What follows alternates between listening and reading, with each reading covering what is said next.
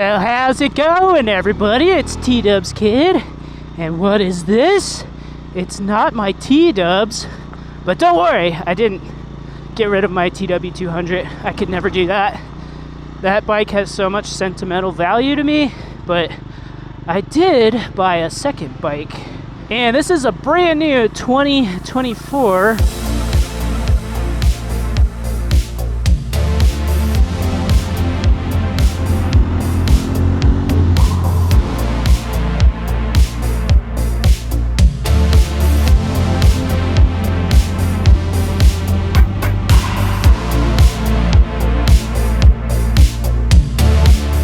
Triumph Scrambler 400X. It's got a bit more power than the TW. Ton of lakes around here. I love this place. Apparently that place has pizza and paninis. So look at this old town. It's a gravel road. They even have an Ace Hardware, and the trading post actually has ethanol-free gasoline, which is pretty cool.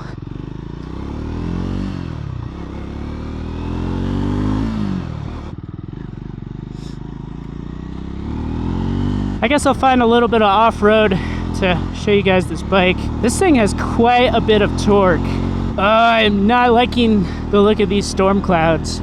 I look at the weather and it's like, oh, just all sunny all day long, and then this comes rolling in. Cows. Alright, this seems like a cool spot right over here.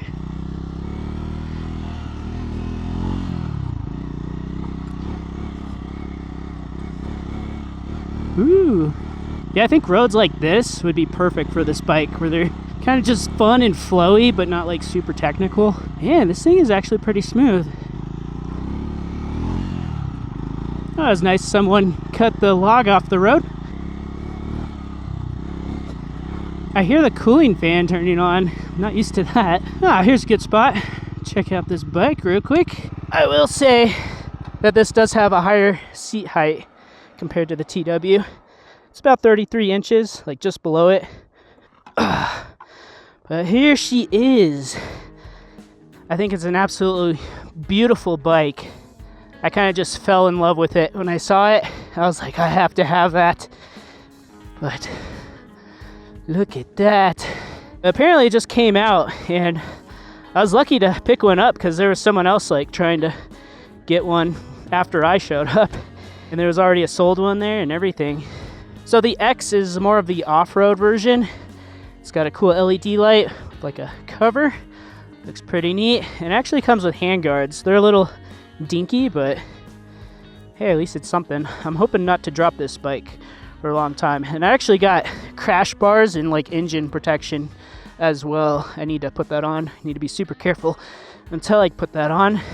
The crazy thing about this bike is it cost about as much as a TW200, but it was in the $5,000 range MSRP. Of course, they tack on the dealer fees and everything like that, but it's pretty cool. I think it has about a 200-mile range.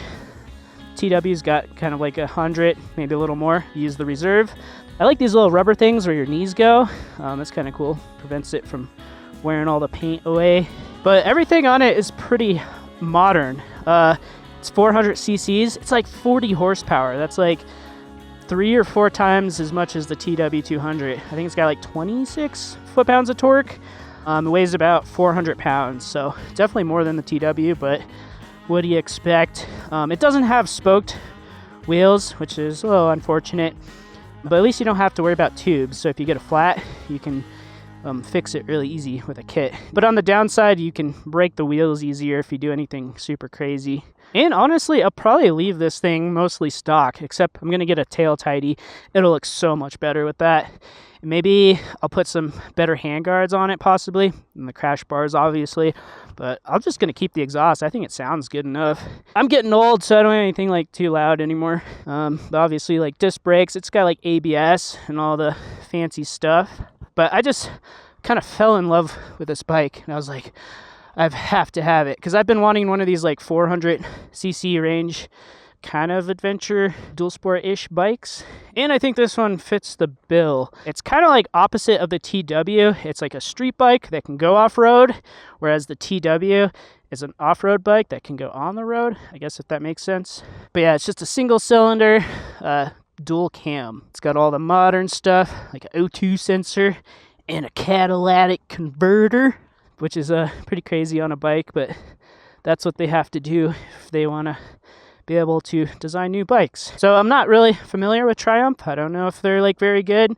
I doubt it's as reliable as a Yamaha, but it is so weird riding a different bike after riding the TW200 18,000 miles. There's like so much technology in this thing that it almost makes me a little nervous, but we'll see how this thing holds up. I do like the RPM gauge. One of the complaints is like it didn't have a actual like big TFT screen or something, but this is more than enough for me. I love how it tells you which gear you're in, and it's got an RPM gauge, odometer, and it tells you your fuel level, which is pretty nifty. Also, it's in its break-in period, so I'm not really supposed to go over 6,000 RPM, but if I go to 6, it starts flashing. But anyways, guys, I'm gonna head down to the Pewter Canyon, Colorado's only wild and scenic river, and of course it's starting to rain. One thing I will say is like you can't sit like super far up, like onto the tank, like more dirt bike kind of style where you can put more weight on the front end. But I mean, I'm not going to be doing anything super crazy with this, but I do like the color scheme. Whoa, it is raining. It does not look good. And I'm gonna just try and go for it. Gravel roads. 22 total miles so far, but I'm in this now, so we'll see what happens. Test out the ABS. Oh yeah, I can feel it. I've never had ABS on a motorcycle before. It's kind of cool. You can turn all that stuff off through the info system. Alright, so I made it down in the canyon. It started raining pretty good. I don't want to get too soaked. I'm hoping this will kind of blow over a little bit. It usually does. Nice little cover right here.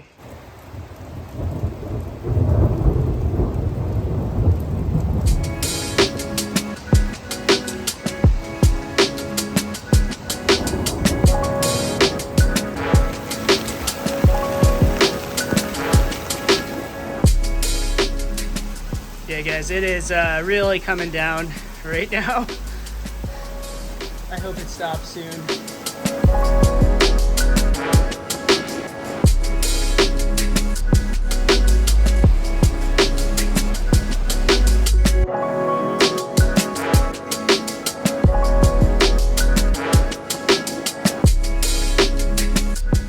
Well, it finally stopped raining. I was probably hanging out here for like almost an hour. But fortunately, I carry a little microfiber cloth in my backpack. Never actually used this. I was thinking, I don't know if I needed it, but it's perfect for drying off your seat. Yeah, so much for riding back to Littleton. So I might just hunker down up north in the mountains. But might as well ride some more of this canyon while I'm down here. This is so nice on road. I am pretty glad that I'm not like completely soaked head to toe. I'm just a little damp, and it actually feels nice. It's like middle of summer.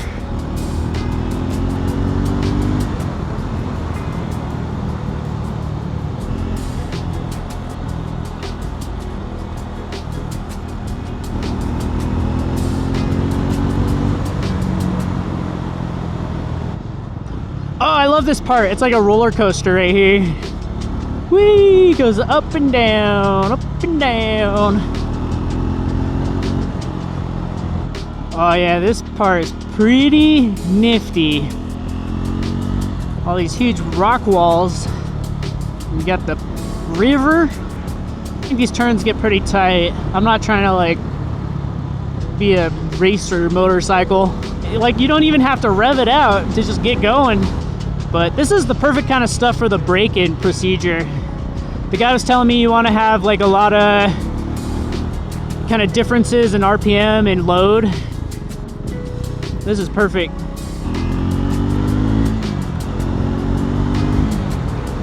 I just love the torque on this thing. Like you don't even have to rev it out to just get going. This is like the perfect scenario where you're not like soaking wet, but you're riding after a rain. It's like so refreshing, and like nobody's out here. So after riding this, I hate riding the TW on the street. However, I love riding the TW off-road. Oh, there's a tunnel. Woo!